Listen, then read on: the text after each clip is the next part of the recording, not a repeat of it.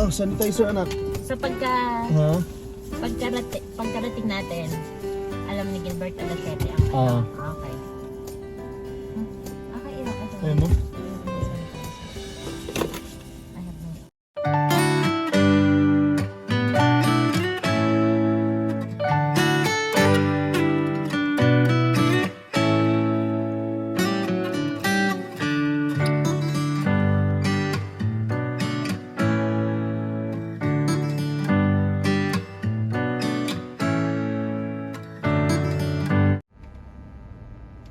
Yon, nagbabalik na naman ulit tayo, ano? Kung saan ho kayo naroon, magandang umaga, magandang tanghali at magandang gabi sa inyong lahat, ano? Kamusta ho kayo? At kung nasa ang sulok ho kayo ng mundo, ay ingat ho kayo lahat dyan. Ba, Utoy, mag-hi muna din at matagal na hindi nag-hi, tsaka mahal na rin na. Mag-hi muna, ano bang date ngayon? Anong petsa na? August ano? 13. August 13, yan. Balik ko ho, 2 araw na ho nakalipas, ano ho? Nito hong nakaraang August 11 ay 2 taon na ho kami dito sa Edmonton, Alberta. Mahal na rin na, ano? Kamusta naman ang 2 years natin dito sa Edmonton? Ha? Masaya.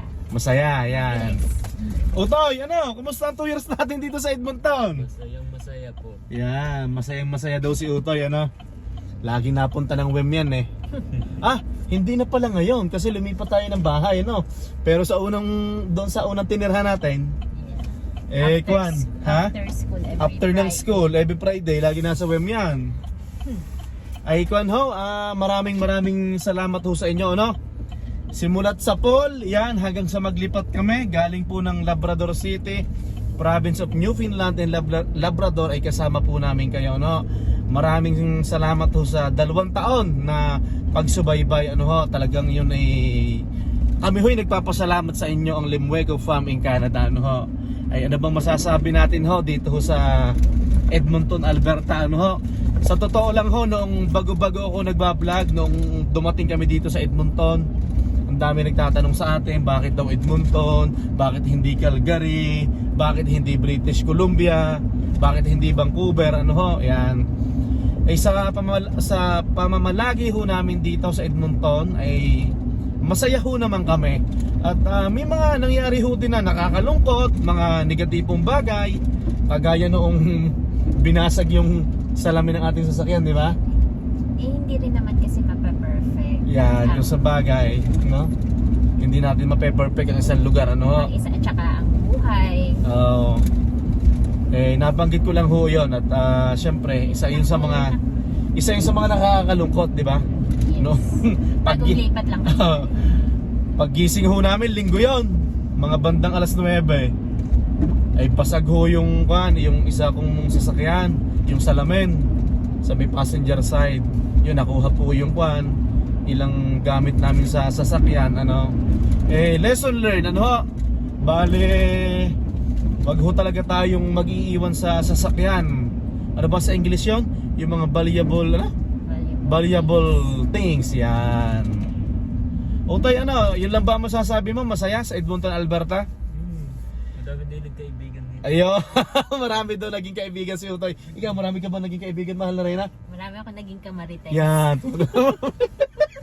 Marami daw siya naging kamarites, ano? Buksan natin ang bintana at medyo malinsangan. Tama ho naman, kahit ho din ako, marami ho din kaming naging kaibigan. Kaming 3 ni Nautoy. Tsaka syempre nagpapasalamat ho tayo sa mga kina Tita Ivy, Tito Gilbert, sa mga kumari ho namin, kumare at kumpare. Sa mga taong nakapaligid sa atin, Oo, na tumutulong sa atin. Si Paring Nelson, Tita Joanne, Tito Paulo, Tita Sheila, Paring Bino, si Maring Blessy. Yan. Yan yung mga tao na ating tumulong sa atin dito sa Edmonton, Alberta. Pasensya na ho at naputol ho tayo kanina, ano. Kung ho pala, katatapos lang ho namin maglinis, ano ho. At ito, pauwi na ho tayo ng bahay, ano. Habang pauwi ho tayo ng bahay, tayo'y maghuntahan, ano. Inuulit ko po sa mga tao na kakilala namin dito sa Edmonton, Alberta. Maraming salamat ho sa inyo, ano, sa mga taong lalo pa doon sa grupo ng Pinoy and Edmonton. 'di ba? Parang hindi pala nag-post ka doon na kung sino may mga pinamimigay na gamit, 'di ba? Hindi ko na po matandaan kung anong pangalan ninyo. Maraming salamat po doon sa binigay nyo na gamit po sa amin, ano.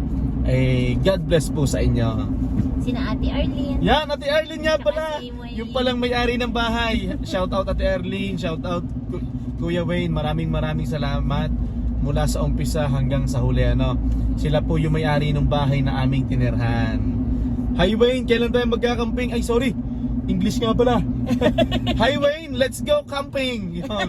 Medyo short na lang yung English natin. Let's go camping. Yan. Tapos ang dami po naming napasyalan dito. Yan. Marami tayong mga natutunan na Oo, iba't ibang bagay. marami tayong natutunan. Lalo na sa matatagal dito sa Edmonton. Nung lumipat po kami dito, sa totoo lang po, ano ba yung mga hinanap natin nung una? Simbahan, police station, registry, school ni Kiel, mga Asian supermarket, mga ganon, di ba? Basketball court, yung mga ganon, swimming pool, yan. Yung mga basic lang po na parang pangangailangan, yan. Simbahan, yan, hinanap din natin yan. Tapos meron tayong mga subscriber na sinasabi na yung Lucky 97, Lucky Supermarket, hindi pa napanood nila sa atin, kaya natutunan nilang puntahan. Tapos meron ding noong dumating tayo dito sa Edmonton, ang dami ding mga comment na kung bibili kayo ng ganito, dito kayo pupunta. Yes. Kung magsisimba kayo, dito kayo pupunta. Kung magpaparehistro kayo ng sasakyan, ito yung malapit sa inyo. Maraming salamat po sa inyo. Hindi na ho namin kayo isa-isa, matandaan yung mga pangalan. Maraming salamat po. Ano? Tsaka nakakatuwa yung mga nakikita nating subscriber na nag-a-approach. Yan. Although nakakahiya. Minsan kasi nakapanjama lang ako. Hindi naman masama sa nakabanda. Tapos yun nga, naalala ko din dati, kayo yung napanood namin sa YouTube, kayo yung naglipat. Sinabel! Sinabel, oh. Sinabel Beichong. Oo nga pala. Hindi sila Tsaka ano pangalan ng asawa niya? Si Prince. Si Prince. Ayan, oo. hi Prince, kamusta? Sana dapat sasama sila, kaya lang napatapat yung date na magka-camping tayo sa Friday. Lilipad siya ng Montreal kasi operahan yung nanay niya. Get well soon kay yan, nanay get well mo. soon po sa nanay mo. Kay nanay di ba yan? Yes, nanay Okay. Bel. Yeah. Tapos ano pa ba yung yung mga karanasan natin? Ay, si Kuya Phil. Ay, shout out pala kay Kuya Phil. Balik kay Sir Phil. Nagpunta tayo ng Home Depot. Tapos nakilala daw niya tayo. Yeah. Kuya Phil, ipakita ko dito sa screen yung picture natin. Maraming salamat at God bless sa'yo, no? Si Kuya Phil. Parang taga Pangasinan yata siya, no? Yan. Ano, Ezekiel, mahal na Reyna. Ano pang masasabi nyo dito sa Edmonton? Yan. Para sa masaya yung buhay dito. Masaya although yung city natin is hindi kasing laki ng Calgary. Pero kompleto din naman. Yes. Tsaka in-embrace natin to. Dito tayo lumipat. So kung anong meron dito, di ba? Talagang natin. Tsaka syempre, galing tayo ng remote area, ng remote na probinsya. So lahat na-appreciate natin. So pagdating namin dito, malaki na sa amin tong lugar na ito, itong Edmonton. So tama si Mahal na Reyna, lahat ay na-appreciate ho namin, dahil galing kami sa maliit na lugar lang, po. Ha? And within 2 years, naging citizen tayo. Yan. So maraming salamat, talagang sa yung 2 taon, sa mga na-accomplish natin. Yung 2 taon namin dito sa Edmonton yes, maraming nangyari. May mga masamang nangyari. Yes. At syempre, mas lamang yung mabubuti. Magagandang nangyari sa atin. Magaganda nangyari. Nakapasyal ang both parents natin. Yun, nga pala Isa yun sa pinakamaganda. Yan, isa ho yun sa pinakamasaya na nangyari din sa buhay namin. Yan. Dito yung parents natin, nakapamasyal sila. Nakarating sila ng Canadian Rockies. Yan sa Lake Louis, Banff. Yes, Waterton. Yon. Tapos nagtatanong po kung okay ba naman kami sa dati yung mga tanong ganun di ba? Okay ba diyan sa Edmonton? May trabaho ba? Hindi ko po masabi kasi depende ho yan sa personality nyo kung ano ba yung pangangailangan ng pamilya nyo. Lifestyle. Ano ba yung lifestyle, ano ho? So, sa trabaho ho naman ay hindi naman ho sa pagmamayabang ay hindi naman ho kami nahirapang maghanap ng trabaho. Nawala na po din ako ng trabaho. Hindi naman po kami nahirapang maghanap. Ang question mark lang po parate ay yung sahod lagi. Madali po maghanap ng trabaho kung hindi po tayo mamimili ho ng sahod. Yan. So ang ina-advise ko po dati nung panahong una-una ng mga nakaka-chat ko dati sa Facebook Messenger, kung lilipat po kayo ng Edmonton at ayaw nyo hong matenga, ayaw nyo magalaw ang savings nyo, mag-apply muna kayo dito sa mababang sahod.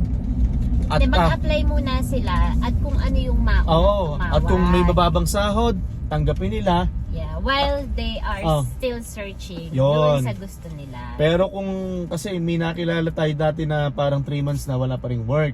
Okay. Bottom line, tapos bottom line na sinabi niya, hindi doon niya makuha yung sahod na sinasahod niya doon sa Ontario. So, umabot siya ng 3 months, wala siyang nakuha na ganung sahod. So, mag-alalay lang ho kayo, magsimula ho muna kayo sa mababa. Pero hindi ko naman ho nila lahat dahil ako may mga nakakausap, nakaka-chat sa Facebook Messenger na pagdating nila dito, mas lumaki pa ang sahod po nila. So, depende po siguro sa company o sa mga pangangailangan. Pero sa katulad natin na hindi naman tayo lumaking mayaman sa Pilipinas, kung ano yung kahit ano pa yan. Kahit ano yung yung dinadat na natin dito, yung nakukuha natin, maliit o malaki, masaya tayo. Kontento tayo. Yon, tama si mahal na Reyna, parang naiiyak ka na naman. Kasi so blessed. We are just so blessed. Yun lang. Yan. So, maraming salamat daw sa pagsubaybay. Yan. Sa mga kapwa ko vlogger dito sa Edmonton, dito sa buong Canada, maraming salamat ho sa mga suggestion nyo. Sa mga suporta. Yan, sa inyong suporta. Malapit na ho tayo sa bahay. At syempre, hindi ho natin pwedeng kalimutan si Lord. Si Lord po talaga ang naging dahilan. Kung anong meron tayo ngayon, kung anong meron tayo lahat, di ba? So, salamat ho din sa gabay ni Lord. Siya yung talaga number 1. Ano pa ba yun? Ezekiel nga pala na operahan sa appendix dito sa Edmonton, Tapos, yung anak po namin si Utoy na operahan po yung sa appendix. Tapos blessing in disguise na lumipat tayo earlier kasi after parang mga after 6 months ng paglipat natin. Ganun ba? Oo, na siya na may appendix yan. May appendicitis siya. August tayo lumipat na operahan siya by March. Diba? Na-diagnose na meron siyang appendicitis. So, kung nangyari yun, nandun pa tayo sa Labrador, hindi natin alam kung anong magiging sitwasyon natin kasi lilipat pa tayo ng St. John's. Yeah. Yun lang po, bali simpleng kamustahan lang ho at simpleng kwentuhan, simpleng huntahan at natutuwa ko kami. Maraming salamat po Lord at sa inyong lahat at biruin mo naka 2 years na tayo dito sa Edmonton at maraming salamat po. Yung subscriber natin na mga kababayan ko. Yan, saan? Yung taga San Pablo din siya. Michael Domingo. Taga Lethbridge. Yan. Hello po. Yan, maraming salamat po sa pagsubaybay. Yes. Ay kuwan ho pala, babalik ho pala tayo ng Abraham Lake. At pupunta ho tayo sa isang secret spot sa Abraham Lake. Tayo babalik ho doon. At kasama ho natin ang ating mga kaibigan.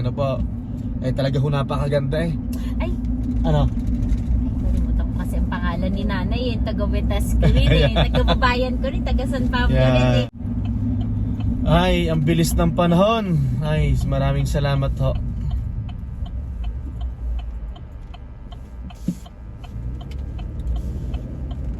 Anak, may sasabihin ka pa, Utoy? Don't forget to subscribe po sa aking channel. Ano ba YouTube mo? Yung ano po, Kiel Vlog. Kiel Vlog, Ay, okay. post mo nga. Tapos, ano, mahal na rin, may sabihin ka pa? Wala na po. Yan, maraming salamat to. Gaya ng sabi ko kanina, simpleng huntahan lang. Ginawa ko po ang vlog na ito para ho magpasalamat po sa inyo. Salamat po, Lord.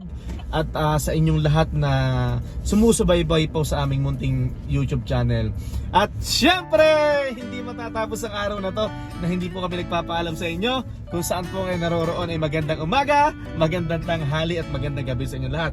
Kita-kita po tayo sa Abraham Lake, doon po Next sa Secret Spot this coming Friday. God bless po sa inyo. Bye-bye!